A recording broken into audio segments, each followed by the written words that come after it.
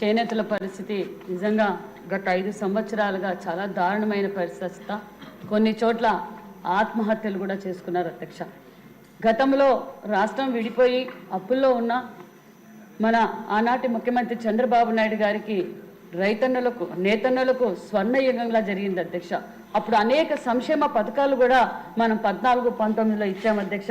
పావలా వడ్డీ రాయితీ ఇచ్చాము. ప్రాథమిక చేనేత సహకార సంఘాలకు PHWCS మరియు ఆప్కో ద్వారా 20% 30% సబ్సిడీలు కూడా తగ్గించాం. అదేవిధంగా థ్రిఫ్ట్ పథకం కూడా అందజేశాం. NHDC మరియు ఆప్కో నుండి ముడి సరుకులకు, రంగులకు, రసాయనాలకు కొనడానికి కూడా 40% సబ్సిడీ కూడా గతంలో ఇచ్చాం అధ్యక్ష. చేనేత హ్యాండ్లూమ్స్ డెవలప్మెంట్ ప్రోగ్రామ్ NHDP కింద మార్కెటింగ్ కూడా మనం ప్రోత్సాహకరంగా గతంలో అనేక సంక్షేమ పథకాలు చేశాం అధ్యక్ష. అదేవిధంగా పవర్లూమ్ యూనిట్కి 50% పవర్ రాయితీ కూడా మనం అందజేశాం అధ్యక్ష. మరి గత 5 సంవత్సరాలలో మరి నా నేతన్నలు, నా బడుగు బడిహీన వర్గాలని చెప్పి ఓటేపించుకున్న గత ప్రభుత్వం గురించి మనం అందరం చర్చించాం అధ్యక్ష. మరి ప్యాలెస్లు కట్టుకోవడం తెలుసు, ప్రతి నియోజకవర్గంలోనూ బంగ్లాలు కట్టుకున్నారు, ఎక్కడ చూసినా ప్యాలెస్లు కట్టుకున్నారే తప్ప బడుగు బడిహీన వర్గాలకు చెందిన చేనేతలు ఆ రోజున నా నేతన్నలు అని చెప్పి ఓటేపించుకొని గత ప్రభుత్వం మోసం చేసి నిజంగా నేతన్నల పరిస్థితి మరీ దారుణమైన పరిస్థితి. ఒక్క నేతన్న నేస్తామని చెప్పి ఇచ్చారట, బటన్ నొక్కారట అధ్యక్ష. ఆ బటన్ నొక్కిన అసలు సిసలు నేతన్నకు మాత్రం ఎవరైతే వస్త్రాన్ని పోగుని వస్త్రంగా మార్చి మనందరి మానాన్ని కాపాడుతున్న నేతన్నలోను నిజంగా దారుణమైన పరిస్థితి అధ్యక్ష.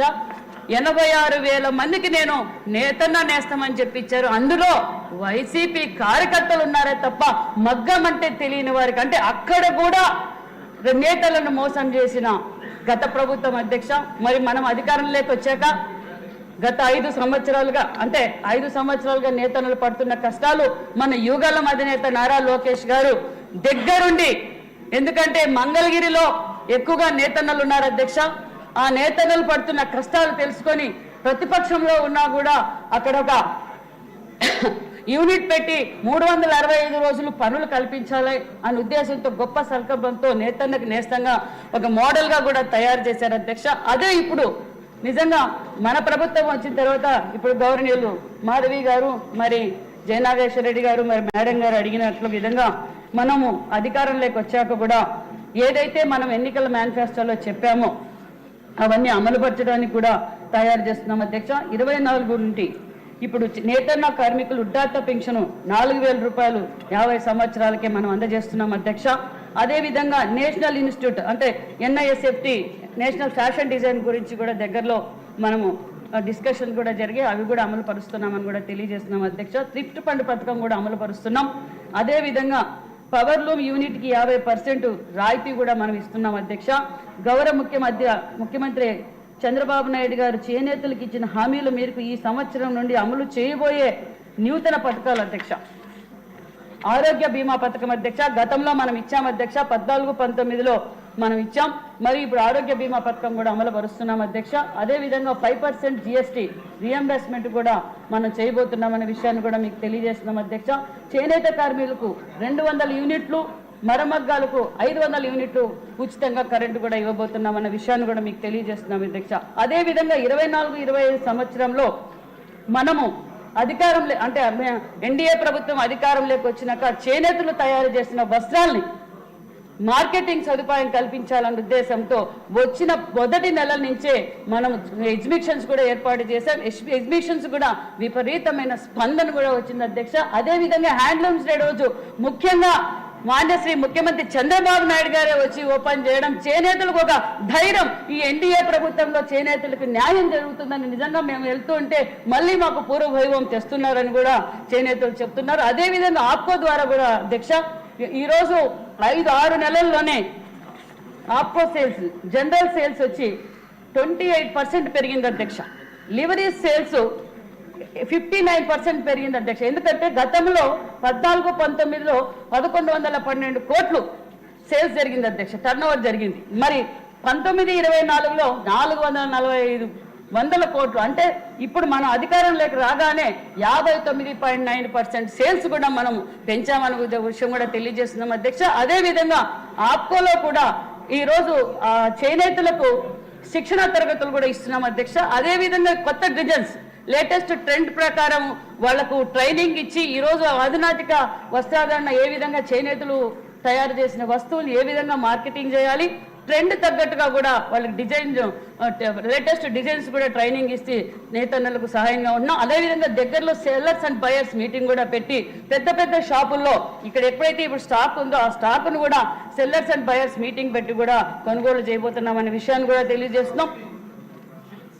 సిల్క్ సబ్సిడీ కూడా ఇస్తే ఎన్హెచ్టీసీ ద్వారా సిల్క్ సబ్సిడీ ద్వారా సబ్సిడీ కూడా ఇస్తున్నాం అధ్యక్ష. అదేవిధంగా మరియు ఆప్కో షోరూములు కూడా మనం 6 నెలల్లోనే 3 షోరూములు కూడా కొత్తగా కూడా ఓపెన్ చేసాం. మరి పెద్దలు అన్నట్లు క్లస్టర్లు ఓపెన్ చేస్తున్నారా అని అడిగారు. 10 క్లస్టర్లు కూడా మనం ఓపెన్ చేస్తున్నాం. అదేవిధంగా ధర్మవరంలో కూడా 30 కోట్లతో కొత్త క్లస్టర్ ఒకటి ఏర్పాటు చేస్తున్నాం. బిర్లా వాళ్ళ కంపెనీతో కూడా మాట్లాడాం అధ్యక్ష.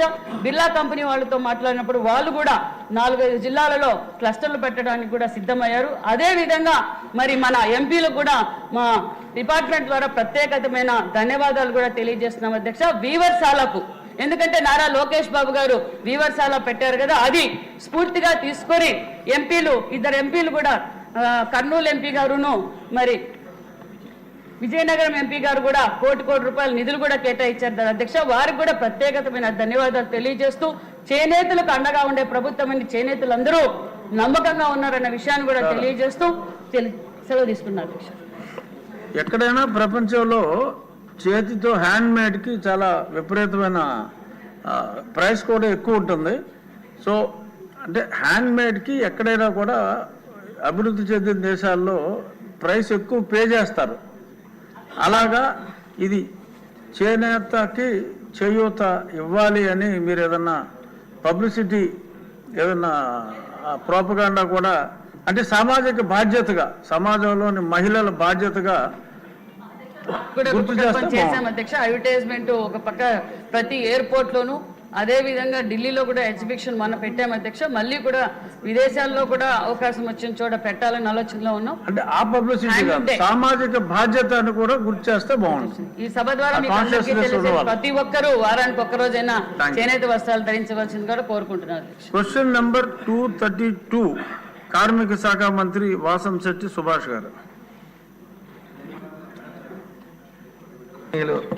ఎమ్మెల్యే గారు అల్లిమేలు రాధాకృష్ణ గారు అడిగిన మొదటి ప్రశ్నకి సమాధానం వాస్తవమే అధ్యక్ష.